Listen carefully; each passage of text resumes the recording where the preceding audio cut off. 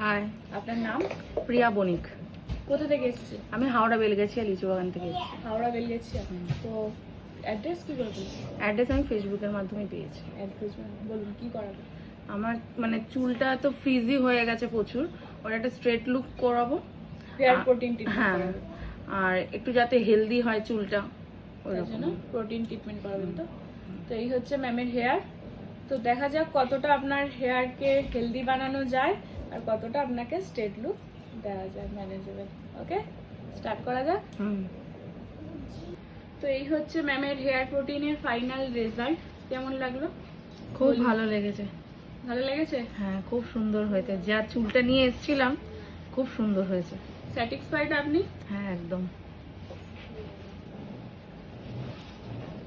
এই হচ্ছে সাইনও দিচ্ছে আর গ্লো করছে, আর আপনার হেয়ারটা হেলদিও লাগছে, তাই তো?